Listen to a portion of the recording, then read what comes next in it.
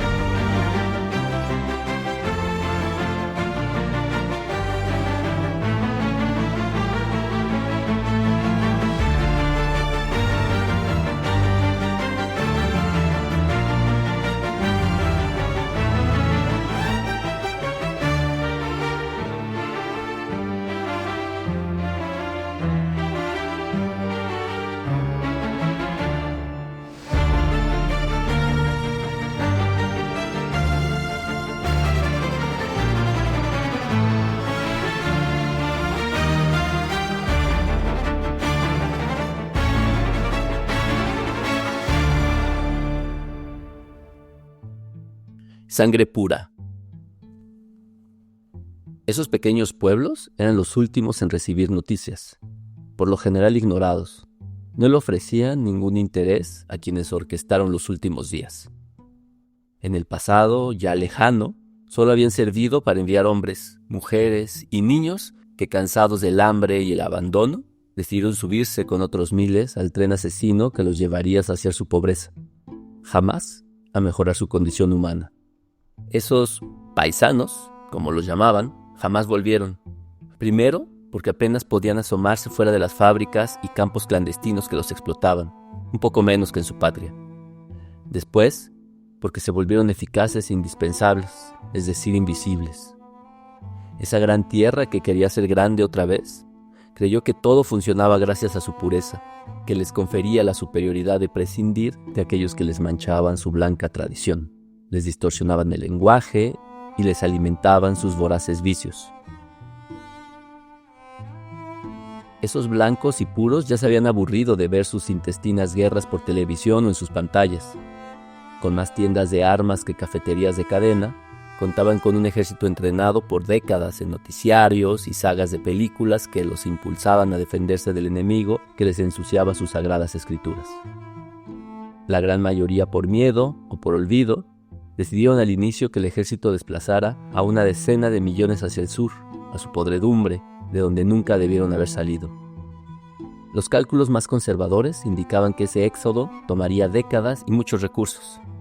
Tenían que cuidar su valor más sacro, el dinero, que sería necesario para defenderse de todas las amenazas que siempre les acechaban. Así, cuando los contrapesos se derrumbaron, se concedió el derecho inalienable a defender su pureza, dando libertades absolutas para usar las numerosas armas que defendían cada hogar. Se pasó de la deportación de ilegales al asesinato impune de impuros, esos que amenazaban su blanca pureza. Disolvieron en la práctica lo que desde hace décadas habían eliminado ideológicamente, los organismos internacionales para defender la paz, que en realidad siempre habían sido sus intereses. Pero ahora, con un pueblo bien armado, entregado a su paranoia, poco necesitaban de validación externa. Ante la irracionalidad, las patrias se hartaron y los que pudieron fueron más allá de las amenazas, a escaladas cada vez más letales. Reclamaban las miles de muertes en las calles, de esos a quienes llamaban impuros. Esos blancos y puros que querían ser grandes otra vez, en el fondo nostálgicos de la guerra y el genocidio, decidieron recordar las viejas hazañas de esas dos bombas que tan lejos y tan rápido mataron a cientos de miles.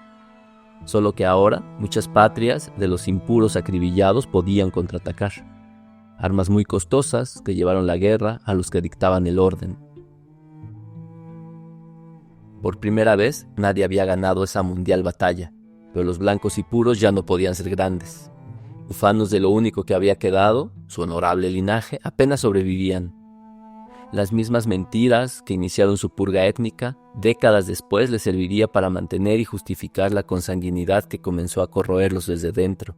Genes tan parecidos, tan puros, que lo antes raro ahora los mataba de manera cotidiana. Por supuesto, esas aberraciones de la genética eran honradas con trompetas, disparos y la bandera sobre el féretro. La primera decisión que él y ella habían tomado era la misma que los pocos miles que estaban en decisión de tomarla ejercieron. No perpetuarían esas terribles enfermedades arraigadas en su linaje inmaculado. La decisión más compleja era escapar, buscar refugio, muy al sur, donde como sus centenarios antecesores fueron en busca de oro. Ahora, esos pueblos protegidos por el histórico abandono eran el oasis entre la destrucción global. Escapar era difícil, pero se confundían con los de su color. Saltar filtros, sobornar a los mismos de siempre, para llegar al sur, donde los ojos, el pelo y la piel los delataban a todas luces. Décadas atrás, ese aspecto era su salvoconducto para abrirles las puertas en esas tierras. Hoy, era señal de enfermedad, de un organismo decadente. El misticismo de la región superaba la evidencia de que sus problemas estaban en su sangre. Les temían, evitaban tocarlos, estar cerca de ellos. El temor al contagio era irracional pero eficaz. Al contrario de los blancos y puros, que tomaron todas las medidas para deshacerse de los impuros, ahora las nuevas arcaicas circunstancias demostraban que la indiferencia era la mejor manera de deshacerse de quienes portaban un crisol de enfermedades. Sin poder darse a entender, y con el miedo de la menguada población como escudo de defensa, morían de sed, de hambre o de alguna bacteria que su noble organismo no conocía y en poco tiempo los infectaba letalmente. Sin acceso a los medios, caminar por zonas despobladas era la única manera de avanzar al sur, siguiendo el mito de un refugio que estaba dispuesto a recibirlos. Él y ella la estaban pasando muy mal. Apenas sobrevivieron cuidando el uno del otro. Era lo único que les permitía seguir avanzando. Todos los que lo habían intentado solos, inexorablemente morían o se mataban. El sufrimiento, ante la máxima indiferencia, era algo a lo que no estaban habituados, siendo el mejor motivo para el suicidio. Él y ella sabían que no lo lograrían. Esas montañas áridas, sin vegetación ni agua, frente a sus cuerpos sedientos, enjutos, los iba doblegando con cada paso que adelantaban. Ella fue la primera en ceder. Comenzó a caminar más despacio, dejó de hablar, respiraba agitada, sudaba en medio del frío. Él animaba, la esperaba, pero cada vez avanzaban menos. Con los pocos metros que adelantaban, y antes de que el sol los abandonara a sus espaldas, encontró una cueva donde pudieron pasar la noche, tal vez la última para ella. Él no quería ser vencido por el peso de sus párpados. El ruido lo despertó, y al levantarse de manera súbita cayó al suelo. Tenía los pies amarrados. Ella estaba inmóvil, casi muerta, amarrada de pies y manos. Intentó defenderla, evitar que se la llevaran, pero solo podía retorcerse tirado en el suelo como un gusano. Le gritaban, no entendía, él aullaba, gruñía. Logró levantarse y se lanzó sobre uno de los que se llevaba a ella. Lo golpearon en la cabeza, cayó al suelo. Aunque no les entendía, el agua, la comida y que no pareciera invisible o apestado le daban algo de aliciente. No sabía que ella apenas sobrevivía con los remedios que los ancestros de esos impuros les habían enseñado. Pensaba que había muerto. Tras unos días, lo sacaron de la prisión y lo llevaron con ella. Por fin lo habían logrado, estaban en su refugio. Ella lo vio y sonrieron. Se acercó a besarle la frente y cuando estuvo tan cerca de ella que reconoció su aroma, lo retuvieron y lo sentaron alejado. El único intérprete del refugio les explicó la regla más importante, lo único que podía expresar en esa ajena lengua. Su sangre estaba envenenada. Si querían permanecer con ellos, tendrían que separarse, mezclarse, no podrían estar juntos. Aprendió a hablar esa lengua, que era prohibida desde antes de la guerra genocida que detonó todo. Incluso aprendió a quererlo, aunque siempre reservó su corazón a él, que decidió no aceptar, y fue abandonado en la cueva donde lo encontraron. Con el tiempo, ella y su hijo impuro le llevaban flores donde lo hallaron unas semanas después de ser expulsado del refugio.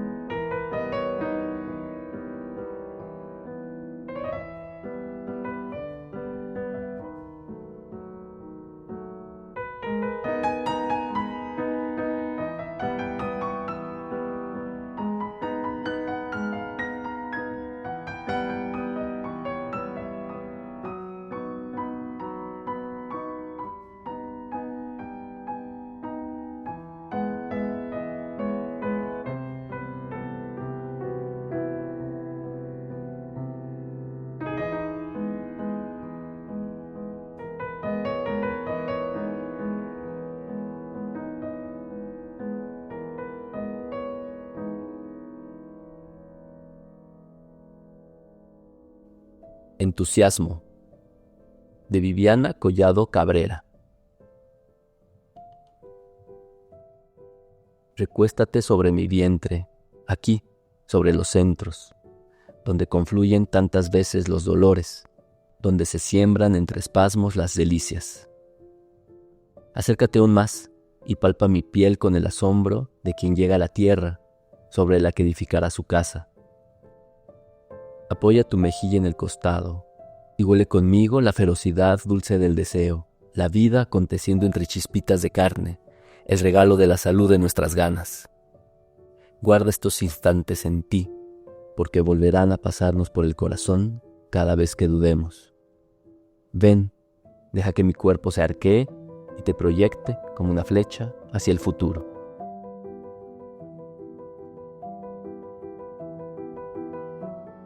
El informe, Remedios Zafra. Ya tenía deseos de leer a Remedios Zafra y su novela kafkiana, en la que la entrega de un informe burocrático va abriendo lugares oscuros e insospechados, inicialmente personales, pero posteriormente sociales y humanos.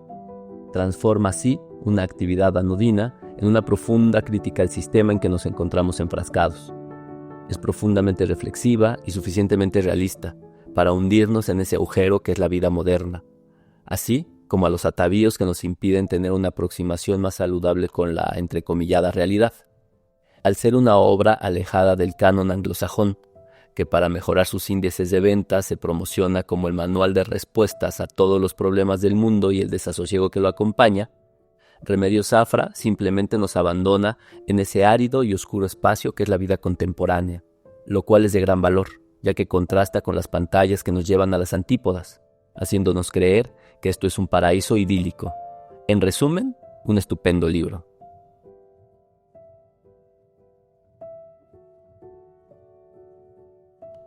Frase robada. Manuel Azaña. La mejor manera de guardar un secreto es escribirlo en un libro.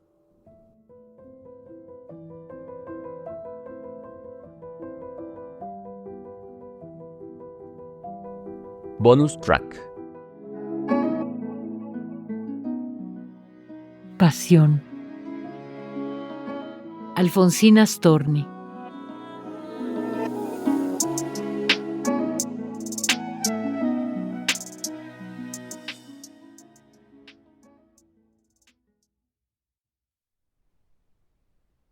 Unos besan las sienes, otros besan las manos, otros besan los ojos, otros besan la boca. Pero de aquel a este la diferencia es poca. No son dioses, ¿qué quieres? Son apenas humanos. Pero encontrar un día el espíritu sumo, la condición divina en el pecho de un fuerte, el hombre en cuya llama quisieras deshacerte, como al golpe de viento las columnas de humo. La mano que al posarse grave sobre tu espalda, haga noble tu pecho, generosa tu falda y más hondos los surcos creadores de tus senos. Y la mirada grande, que mientras te ilumine, te encienda el rojo blanco y te arda y te calcine hasta el seco ramaje de los pálidos huesos.